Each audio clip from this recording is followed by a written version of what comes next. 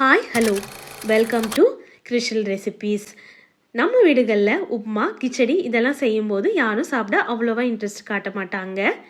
அப்புறமா கிச்சடி செஞ்சு வச்சு ரொம்ப நேரம் அப்புறம் சாப்பிடும்போது ரொம்ப ஹார்டாக ட்ரையாக இருக்கும்.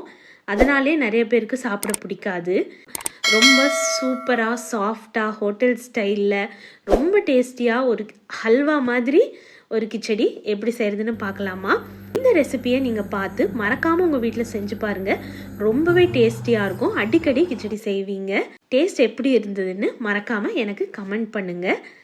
அதுக்கு முன்னாடி இந்த சேனல் உங்களுக்கு பிடிச்சிருந்ததுன்னா இல்லை இதுதான் ஃபர்ஸ்ட் டைம் நீங்கள் பார்க்குறீங்கன்னா please like, share and subscribe and also comment பண்ணுங்கள்.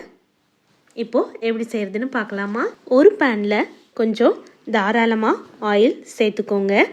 ஆயில் நிறைய சேர்த்து செய்யும்போது கிச்சடி சாப்பிட ரொம்பவே டேஸ்டியாக இருக்கும். தலை இருக்கும், சீக்கிரம் ட்ரை ஆகாது. அதோட கடுகு, ஒரு பெரிய டேபிள் ஸ்பூன் உளுத்தம்பருப்பு, கடலைப்பருப்பு சேர்த்துக்கோங்க. சாப்பிடும்போது நல்லா க்ரன்ச்சியாக இருக்கும். அது நல்லா ஃப்ரை ஆனதும் பொடியாக கட் பண்ணி வச்ச பெரிய வெங்காயத்தை சேர்த்துக்கோங்க. வெங்காயம் கொஞ்சம் வதங்கினதும் முந்திரி பருப்பு சேர்த்துக்கோங்க. கொஞ்சமாக பொடியாக நறுக்கின இஞ்சி, காரத்துக்கு தேவையான அளவு பச்சை மிளகா, கொஞ்சமாக கருவேப்பிலை. நான் இன்னைக்கு 4 மிளகா சேர்த்துருக்கேன். கிச்சடி எப்பவுமே அளவான காரத்தோடு இருந்தால் தான் சாப்பிட ரொம்பவே டேஸ்டியாக இருக்கும். முந்திரி நல்லா கோல்டன் ப்ரௌன் ஆனதும் பொடியாக நறுக்கின கேரட், நான் இன்றைக்கி உருளைக்கிழங்கும் சேர்த்து செஞ்சுருக்கேன். ஸோ குட்டீஸ் எல்லாம் ரொம்ப விரும்பி சாப்பிடுவாங்க. நம்மளுமே விரும்பி சாப்பிடலாம், அவ்வளோ டேஸ்டியாக இருக்கும். பொடியாக கட் பண்ண பீன்ஸ் எல்லாம் சேர்த்து பச்சை வாசம் போகும் வரை நல்லா வதக்கிக்கோங்க. இப்போது ஒரு முந்திரி எடுத்து உடச்சி பார்க்கும்போது சாஃப்டாக வெந்து வந்திருக்கும். அப்போ தான் சாப்பிட நல்லாயிருக்கும். அதோட கொஞ்சமாக மஞ்சத்தூள் சேர்த்து நல்லா பச்சை வாசம் போகும் வரை வதக்கிக்கோங்க. ஒரு தக்காளியை பொடியாக கட் பண்ணி சேர்த்து அதையும் நல்லா வதக்கிக்கோங்க. தக்காளி ரொம்ப வதங்கக்கூடாது. அதோட 1 கப் ரவையை சேர்த்து நல்லா சிம் ஃபயரில் வதக்கிக்கோங்க. ரவை நல்லா வதங்கி இருக்கணும், ஆனால் கலர் மாறிடக்கூடாது. அதனால் கைவிடாமல் ஒரு 3 மினிட்ஸ் நல்லா வதக்கிக்கோங்க. இப்போது நான் கொஞ்சமாக நெய் சேர்க்குறேன். நெய்யோட ரவை சேர்ந்து வதங்கும்போது அதோட வாசம் ரொம்பவே செமையாக இருக்கும். ரவை நல்லா வதங்கினதும் 1 கப் ரவைக்கு சூடான தண்ணி 3 கப் சேர்த்துக்கிறேன். தண்ணி நல்லா சூடாக இருக்கணும். அப்போ தான் உப்புமா கரெக்டாக வெந்து வரும். இல்லை ஒரு ரவை வெந்தும் ஒரு ரவை வேகாமல் கன்சிஸ்டன்சி கரெக்டாகவே வராது. இப்போது மீடியம் ஃப்ளேமில் ஒரு 4 to 5 மினிட்ஸ் குக் பண்ணுங்க. நல்லா கிச்சடி சுருண்டு வர அளவு வேகணும். இப்போது பார்த்தா ரவை நல்லா வெந்திருக்கு, ரொம்ப ட்ரை ஆகலை.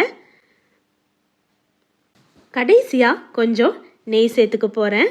அப்போது சாப்பிடும்போது செம்மையாக இருக்கும். நெய் மணத்தோட இந்த கிச்சடி அவ்வளோ டேஸ்டியாக இருக்கும்.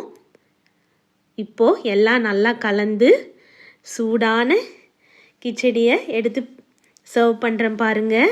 எப்படி இருக்குது, அப்படியே ஒரு கரண்டியில் எடுத்து போடும்போது அல்வா மாதிரி விழணும். அப்போ தான் கிச்சடியோட கன்சிஸ்டன்சி கரெக்டுன்னு அர்த்தம். சாப்பிடும்போதும் செமையாக இருக்கும். இந்த கிச்சடிக்கு சூப்பரான ஒரு சைட் டிஷ் செஞ்சுருவோமா? எல்லாருக்கும் தெரிஞ்ச தேங்காய் சட்னி தான் இதுக்கு செமையான சைட் டிஷ். அதுக்கு நான் ஒரு அரை மூடி தேங்காய், அதோட 2 டேபிள் ஸ்பூன் பொட்டுக்கடலை, ஒரு சின்ன துண்டு இஞ்சி, காரத்துக்கு தேவையான பச்சை மிளகா, நான் 3 மிளகா சேர்த்துருக்கேன். எப்போவும் தேங்காய் சட்னியில் காரம் கொஞ்சம் கம்மியாகவும் தேங்காய் கொஞ்சம் ஜாஸ்தியாகவும் இருந்தால் அப்படியே நமக்கு ஹோட்டல் ஸ்டைல் மாதிரியே இருக்கும். அதோட கொஞ்சமாக உப்பு, அப்புறம் ஒரு சீக்ரெட் இன்க்ரீடியன்ட்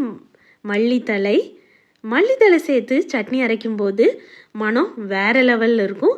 அதை ஒரு மிக்ஸி ஜாரில் சேர்த்து நல்லா அரைச்சிக்கோங்க. சட்னி எப்போவுமே ரொம்ப நைஸாக இருக்கக்கூடாது, கொஞ்சம் கொரகொரப்பாக இருக்கணும்.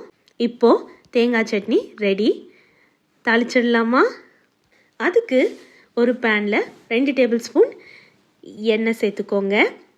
அதோட கடுகு, கொஞ்சமாக உளுத்தம்பருப்பு, சாப்பிடும்போது நல்லா க்ரன்ச்சியாக இருக்கும்.